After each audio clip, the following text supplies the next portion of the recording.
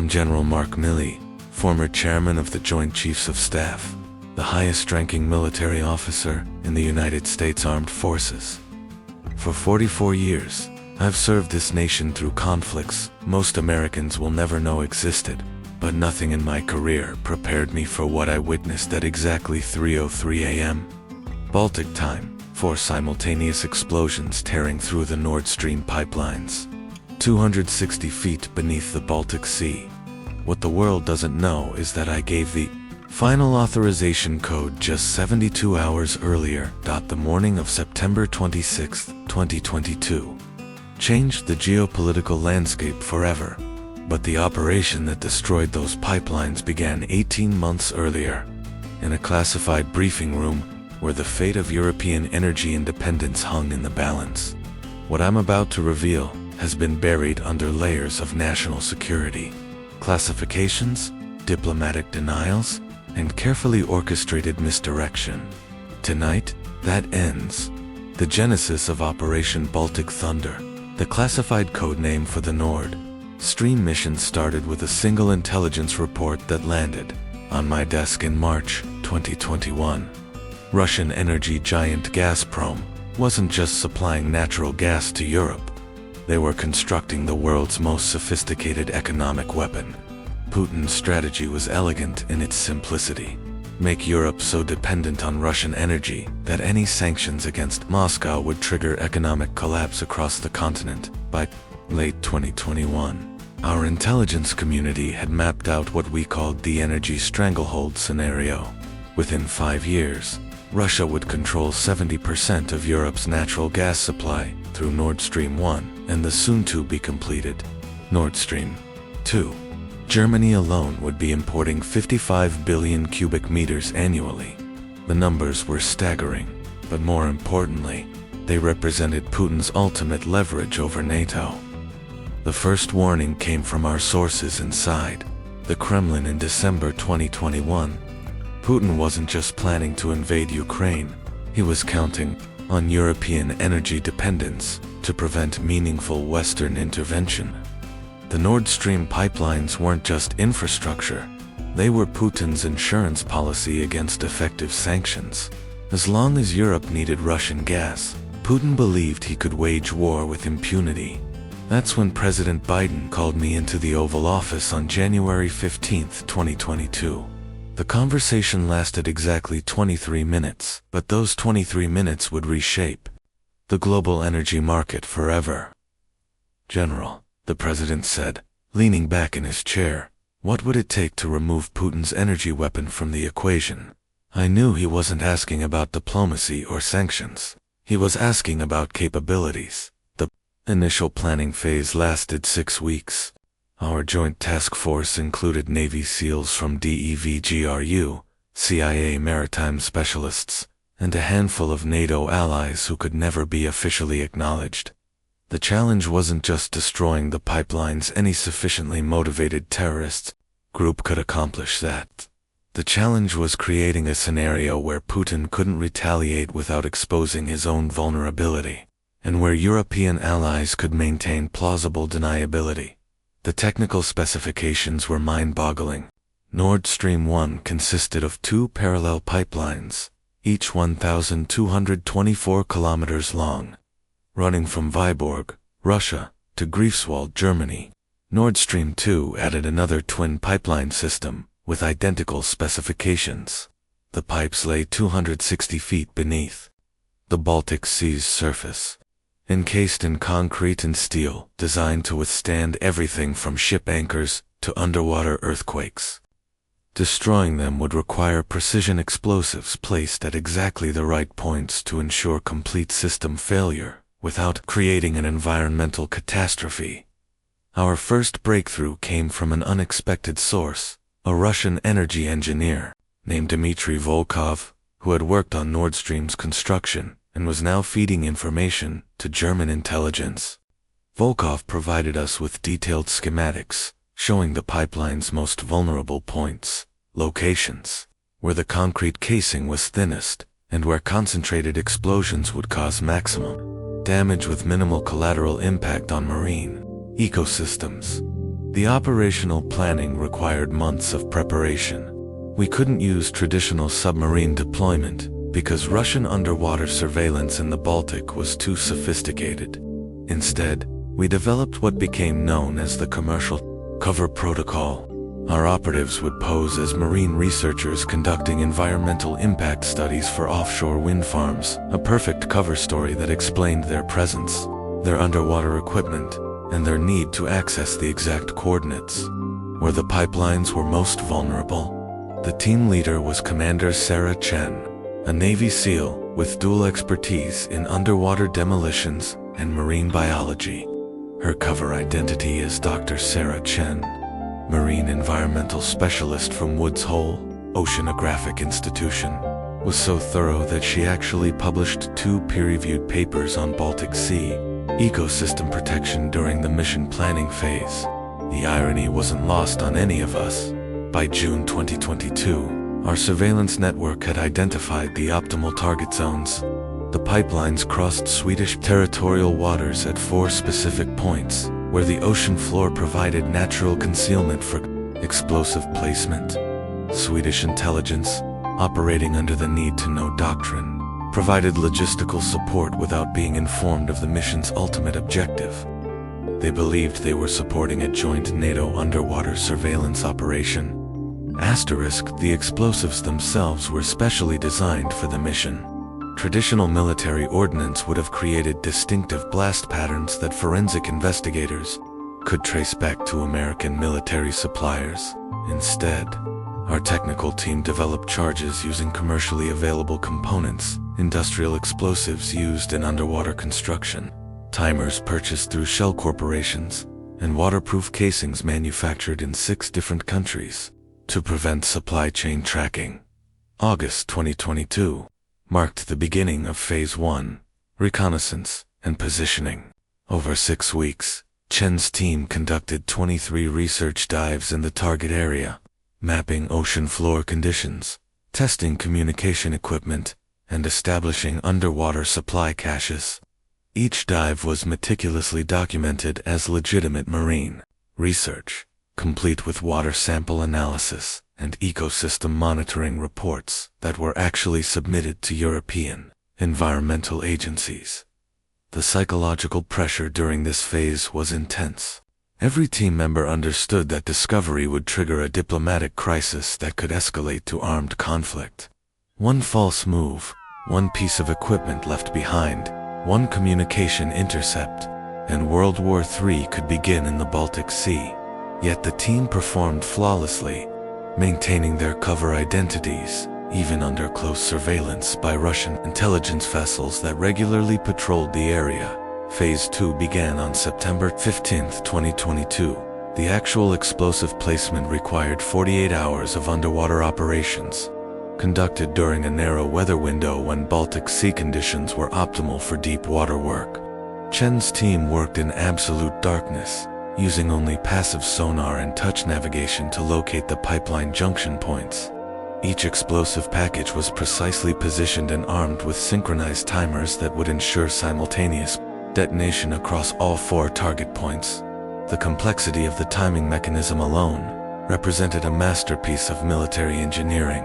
The explosives had to detonate within a 30-second window to prevent Russian emergency response teams from potentially saving portions of the pipeline system. Too much time between blasts, and Moscow could initiate emergency shutoff procedures that might preserve system integrity. Too little time, and the overlapping shock waves could interfere with each explosive's effectiveness. September 23rd brought the final authorization phase. The explosive packages were armed and ready, but I needed presidential approval for activation. The meeting in the Situation Room lasted for hours and included every member of the National Security Council. The debate was intense. Secretary of State Blinken argued for diplomatic solutions. CIA Director Burns presented intelligence showing Putin's energy coercion strategy was already being implemented. Defense Secretary Austin supported the operation, but expressed concerns about Russian retaliation. President Biden listened to every argument before making his decision. Putin has weaponized energy against our allies, he said finally. We cannot allow that weapon to remain in his hands while Ukraine bleeds. At 11:47 p.m. on September 23rd, I received the authorization code. Baltic Thunder is approved for execution. The 72 hours between authorization and detonation were the longest of my military career. Our intelligence networks went into overdrive, monitoring Russian naval movements, tracking Putin's communications, and watching for any sign that Moscow had detected our operation. Twice during that period, Russian patrol vessels came within 500 meters of our explosive packages. Both times, I prepared to abort the mission rather than risk escalation through premature discovery.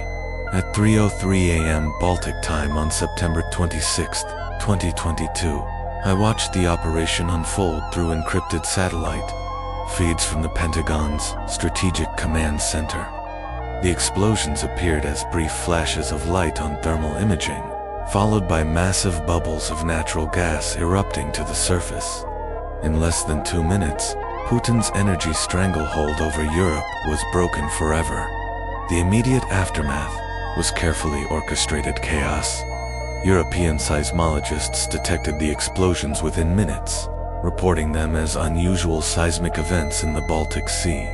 Danish and Swedish maritime authorities launched immediate investigations. Following protocols we had helped establish months earlier, Russian officials expressed outrage and demanded international investigations. Playing their assigned role in the global theater we had designed, Putin's response was swift but predictable. Moscow immediately blamed Western sabotage while simultaneously denying that the pipeline damage would significantly impact Russian energy exports. The contradiction was intentional. Putin couldn't admit the severity of the damage without acknowledging his vulnerability, but he also couldn't ignore the attack without appearing weak to his domestic audience. The environmental impact assessment became crucial for maintaining international legitimacy. Our pre-positioned monitoring equipment immediately began documenting gas leak volumes, water contamination levels, and marine ecosystem effects. The data showed that while significant, the environmental damage was far less severe than worst-case scenarios had predicted. More importantly, the leaks were contained to specific areas that could be managed through international environmental response protocols. European reaction was exactly as we had modeled. Initial shock gave way to quiet relief as European leaders realized they were no longer hostage to Putin's energy blackmail. Publicly, they demanded investigations and expressed concern about critical infrastructure vulnerability. Privately, they accelerated plans for alternative energy sources and diversified supply chains that they had been reluctant to implement. While dependent on cheap Russian gas, the operation's success exceeded our projections in every metric. European gas prices spiked initially, but stabilized within weeks as alternative suppliers increased capacity. Putin's energy revenue dropped by 40% within 3 months, directly impacting Russia's ability to fund military operations in Ukraine. Most importantly, European resolve strengthened as energy coercion was removed from Putin's toolkit. However, the mission also triggered consequences we hadn't fully anticipated. Russian intelligence services launched the most comprehensive investigation in their history, deploying underwater surveillance systems, interrogating every person with access to the pipeline area, and analyzing explosive residue with unprecedented thoroughness. Within 6 weeks, they had narrowed their suspect list to NATO Special Operations capabilities. The cat-and-mouse game that followed lasted months. Russian operatives began tracking known American underwater specialists, monitoring their movements, and attempting to penetrate their communication networks. Meanwhile, our counterintelligence teams worked overtime to protect operational security and maintain the cover identities of everyone involved in Baltic Thunder. The closest we came to exposure occurred in January 2023, when a Russian intelligence asset working inside Swedish maritime authorities discovered anomalies in our research vessel's documentation. For 48 hours, we believed operational security had been compromised.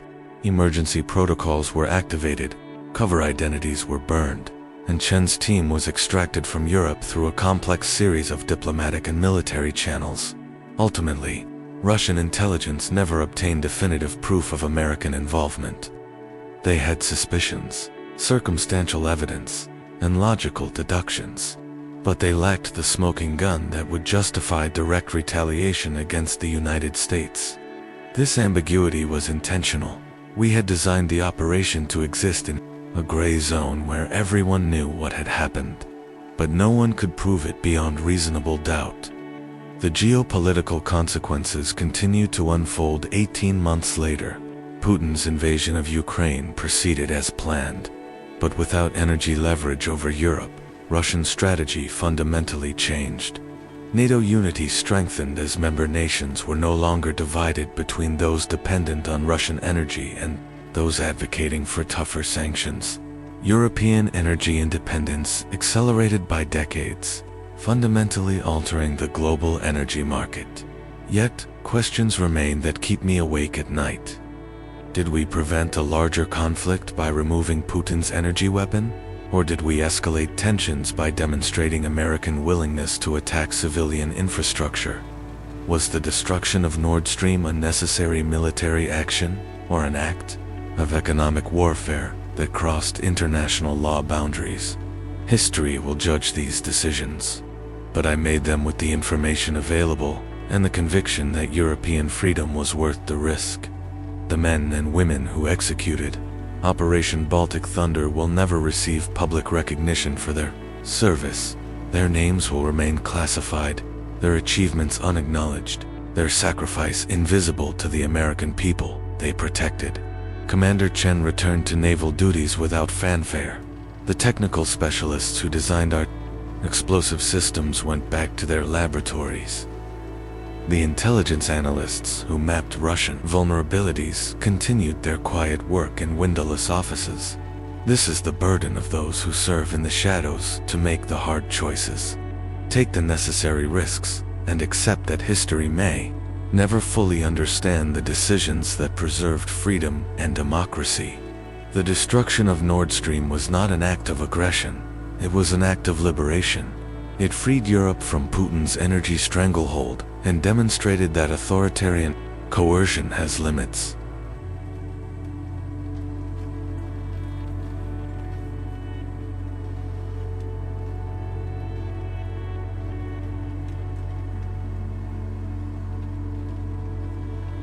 History will judge whether we chose correctly on that September morning when 4 explosions in the Baltic Sea changed the course of European history. I believe we did, but the story doesn't end with the successful destruction of the pipelines. In the months that followed, Operation Baltic Thunder triggered a chain of events that none of us had fully anticipated. The ripple effects extended far beyond European energy markets and Russian revenue streams. We had fundamentally altered the global balance of power, and Putin was not going to accept this quietly. 3 weeks after the explosions, our intelligence, NETWORKS, detected unusual activity around Russian submarine bases in the Arctic. Satellite imagery showed increased deployment of deep-sea research vessels, ostensibly for scientific purposes, but equipped with military-grade underwater surveillance systems. Putin was building his own capability to target Western underwater infrastructure, and he was doing it faster than we had projected. The first indication of Russian retaliation came in November 2022, when transatlantic internet cables began experiencing mysterious disruptions. These weren't random technical failures. They were systematic probing operations designed to map Western communication vulnerabilities. Russian submarines were testing our responses, measuring our defensive capabilities, and identifying targets for future operations. By December 2022, I was briefing the president on what we coded as mirror threat assessment. Putin wasn't just angry about Nord Stream. He was preparing to replicate our tactics against Western infrastructure. Our underwater victory had inadvertently started an underwater arms race. The rules of engagement for submarine warfare were being rewritten in real time, and America was no longer the only player with advanced capabilities. The psychological impact on the Russian leadership was more significant than we had anticipated. According to intercepts from our assets inside the Kremlin, Putin's paranoia reached new levels after Baltic Thunder.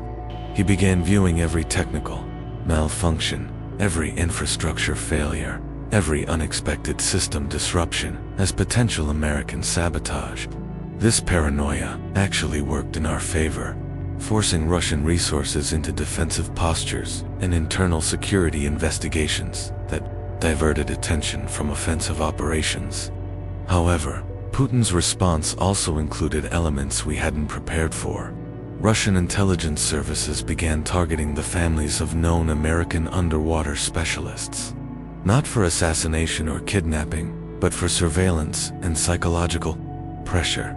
They wanted our operatives to know they were being watched, that their loved ones were vulnerable, that the shadow war had no geographical boundaries. Commander Chen faced the most intense pressure. By March 2023, she reported multiple instances of suspicious surveillance around her family's home in Virginia. Her daughter's school received anonymous tips about security concerns that resulted in lockdown procedures. Her husband's workplace experienced cyber attacks that seemed designed more to intimidate than to steal information. The message was clear. Russia knew who had led the underwater operation, and they wanted her to know they knew. The international legal implications also proved more complex than our pre-mission assessments had projected. While no nation formally accused the United States of destroying Nord Stream, several European countries quietly expressed concerns about the precedent we had established. If America could unilaterally destroy civilian infrastructure in international waters, what prevented other nations from adopting similar tactics against American assets? These concerns materialized in unexpected ways. China began conducting research operations near underwater cables, connecting American military bases in the Pacific. Iran increased submarine patrols around oil platforms in the Persian Gulf. North Korea deployed underwater drones near South Korean port facilities.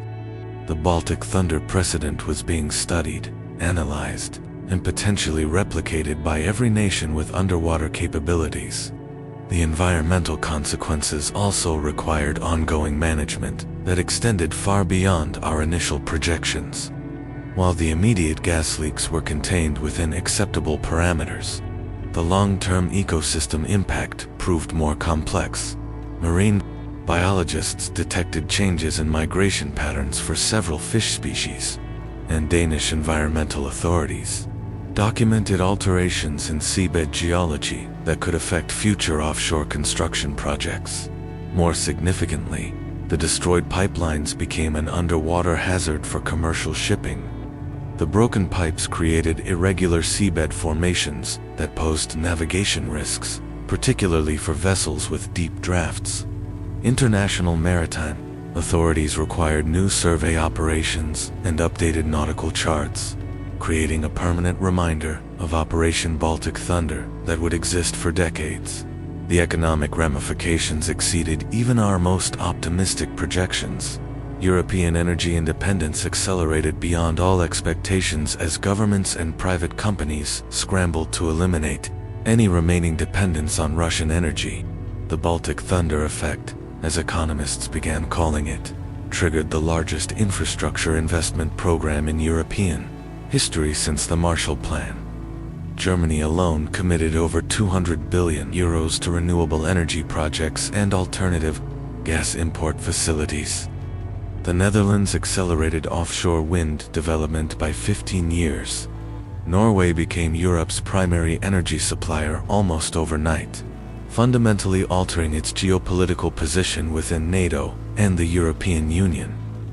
The economic geography of an entire continent had been redrawn by 4 underwater explosions, yet the human cost of these geopolitical shifts often went unnoticed.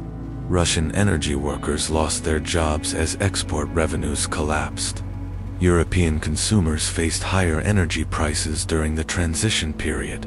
Ukrainian civilians continued to suffer as Putin redirected his frustration over energy losses into more aggressive military tactics on the battlefield. The operational security challenges also intensified over time, as Russian investigation techniques became more sophisticated. Maintaining the cover identities of Baltic Thunder personnel required constant vigilance.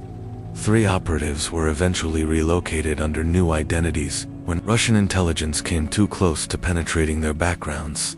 The families of mission participants lived under permanent security protocols that fundamentally altered their daily lives. Intelligence sharing with European allies became particularly delicate.